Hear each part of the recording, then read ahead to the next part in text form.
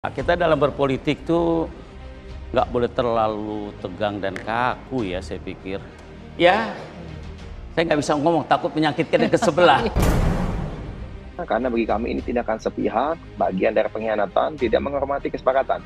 Jadi mohon maaf nih, kalau kita bicara politik ini sama sekali tidak ada gentleman, dan sampai dengan saat ini yang saya tahu Mas Anies sama sekali tidak ada upaya untuk mengkomunikasikan secara langsung dengan Mas AHY. Makin panas, Demokrat akhirnya kuliti aib dan akal licik Anies Baswedan ke publik. Beredar luas, kebohongan surat yang ditulis oleh Anies ketika mengajak AHY menjadi pasangan Pilpres 2024, tetapi malah berkhianat dan memilih Cak Imin sebagai pasangan Pilpres. PKS juga malah ikut-ikutan menyerang Demokrat dan mengatakan, partai jangan baperan. Lalu, akankah trik Anies mengkhianati Demokrat akan menjadikannya menang di Pilpres 2024? Atau justru sebaliknya, dicap sebagai pengecut dan pengkhianat? Bahwa Nasdem dan PKB telah bersepakat sendiri ya, membentuk koalisi dan mengusung Mas Anies Baswedan sebagai capres dan Pak Muhaimin sebagai cawapres. Ya, kami terus mencermati ini dan kami kaget, tentu saja kaget luar biasa, karena bagi kami ini bentuk politik yang tidak beretika dan tidak pantas ya. Karena namanya mengkhianati apa yang menjadi kesepakatan dan komitmen kita selama ini gitu. Ya, bagaimana keputusan ini diambil secara sepihak oleh teman-teman Nasdem yang kemudian mengambil kesepakatan dengan teman-teman PKB gitu. Dan disepakati juga oleh Mas Anies Baswedan. Kami kemudian mencoba mengkonfirmasi langsung ke Mas Anies, rencananya ingin bertemu langsung, tetapi karena beliau sedang di Surabaya, baru landing tadi sore. Tadi sore kami kemudian, karena waktu sudah terlalu malam menurut kami, sedangkan sudah banyak pihak yang bertanya, kami mengkonfirmasi kepada beliau. Pertanyaannya sederhana, apakah benar ada koalisi baru, Nasdem dan PKB bersepakat untuk mengusung Anies Baswedan dan Muhaimin Iskandar? Oke. Jawabannya ya, benar. Gitu, benar, ya, lalu ya berarti cawapresnya Muhaimin ya katanya. Ya, benar. Ya sudah, kami tutup. Setelah itu kami sebarkan rilis yang mungkin sudah didapatkan oleh teman-teman media maupun publik juga sudah mengetahuinya, karena bagi kami ini tindakan sepihak, bagian dari pengkhianatan, tidak menghormati kesepakatan.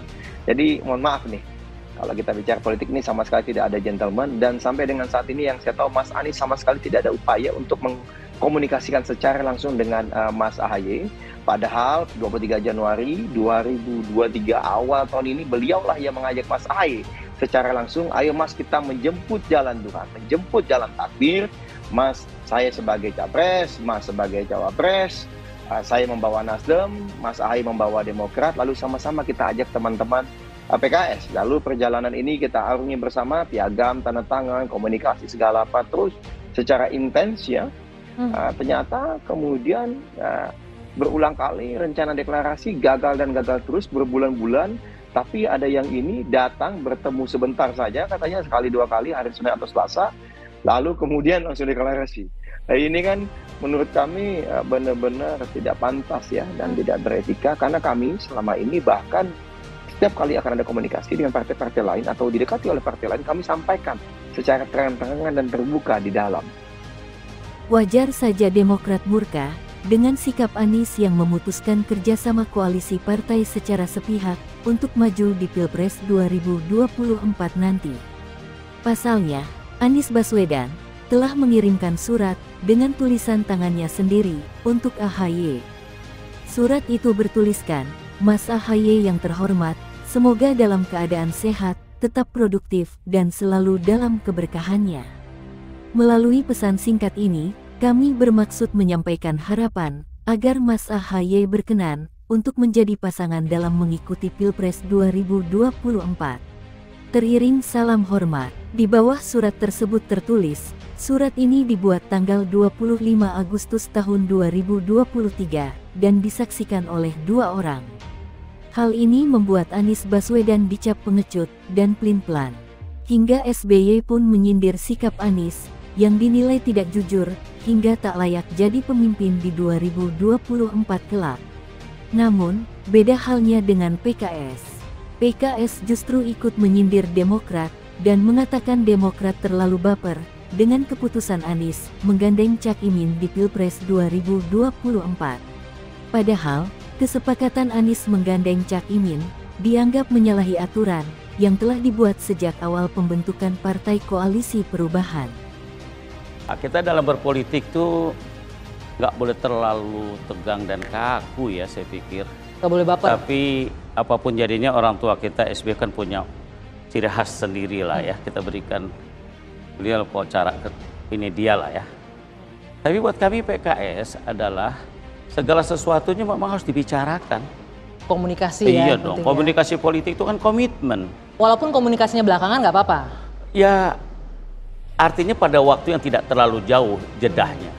Tidak terlalu jedahnya, dan menurut kami hal yang kayak begini ini sangat mungkin terjadi di politik. Oke. Gitu. Jadi tinggal kita cara menilainya. Kalau pandangan kami di PKS, tetap saling menghargai ke setiap partai itu harus ada. Karena di tiap poin-poin komitmen itu ada kesepakatan-kesepakatan ya. Kita tidak bisa memutuskan sebelum kita sepakati bersama partai-partai yang ada. Nah, akhirnya dalam cerita ini kita ikuti saja, kita lihat besok. Sebentar, tadi dibilang harus kesepakatan bersama, tapi kemudian PKB masuk itu sebelum ada kesepakatan bersama kan? Wajar tidak Demokrat betul, marah ya? makanya kita lanjutkan dengan dialog. Oke. PKB sudah masuk, Ustadz Abu. Kenapa? PKB sudah masuk. Kalau kita lihat hitung-hitungan angka loh, Nasdem sama PKS tinggal kan? Wah ini Kalau Nasdem belum dengan aman loh PKB ini, selesai. Sudah selesai. Ya, tapi Nasdem belum dan PKB. aman dong untuk mengusung Anies sebagai calon Iya. presiden. Saya rasa ya mereka butuh PKS. Weh. Butuh tadi apa? Butuh payung umat tadi itu ya. Sebab butuh apapun PKS. jadinya, kalau presidennya Anies ya identik lah. Weh. Ya. Oke. Identik apa nih? Identik dengan PKS-nya. Oh, Ya. jangan sampai salah tangkap nanti politik identitas. Itu Hah. PKS juga butuh Anies. Wah, Memang dalam politik simbiosis kalau nggak saling mutualisme. membutuhkan bukan politik. Jadi politik itu harus saling tegir dan saling kuat gitu ya. Simbiosis mutualisme ya, Pak ya? Iya. Nah. Jadi perkembangannya ada, kita ikuti saja, dan saya tidak bisa menilai dan menyalahkan kalau emosional satu berbeda. Tapi buat kami PKS menanggapinya harus dengan ya, saya nggak bisa ngomong takut menyakitkan yang ke sebelah. Kini Partai Koalisi Perubahan benar-benar hancur. Rupanya sesuai dengan prediksi Mahfud MD, Koalisi Perubahan ini rentan untuk bubar. SBY pun marah besar kepada sikap Anies karena merasa dipermainkan oleh Nasdem dan juga Anies Baswedan. Apakah sikap Anies yang meninggalkan AHY dengan cara berkhianat itu bisa memenangkan dirinya di Pilpres 2024? Ataukah justru membuat dirinya semakin banyak musuh dan dicap sebagai pemimpin yang tidak amanah? Masih segar dalam ingatan saya, sebagaimana yang disampaikan Bung Ektitah tadi, di ruangan ini, saya duduk di sini, tanggal 25 Agustus 2023, berarti seminggu yang lalu, Pak Anies duduk di sini, dengan didampingi tim 8. AHY memang tidak selalu hadir. Anies menyampaikan kepada saya, didengar oleh semua, bahwa awal September ini, berarti hari-hari sekarang ini, akan mendeklarasikan koalisi ini dalam kapasitasnya sebagai capres. Berikut capres dan cawapres yang telah selesai diputuskan. 3 hari kemudian, 3 days later, sekarang ini, yang kita dapatkan sesuatu yang sangat mengejutkan itu. Dan saya ini orang tua, berapa kali Pak Anies datang ke sini dengan semangat yang luar biasa, kata-kata yang luar biasa baiknya. Di Cikiasi 2 kali, di Malang, di Pacitan. Dengan kejadian seperti itu, tidak ada satu kata pun yang disampaikan kepada saya.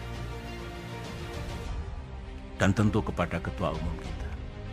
Saya memang sebagai orang tua, kok jadi begini?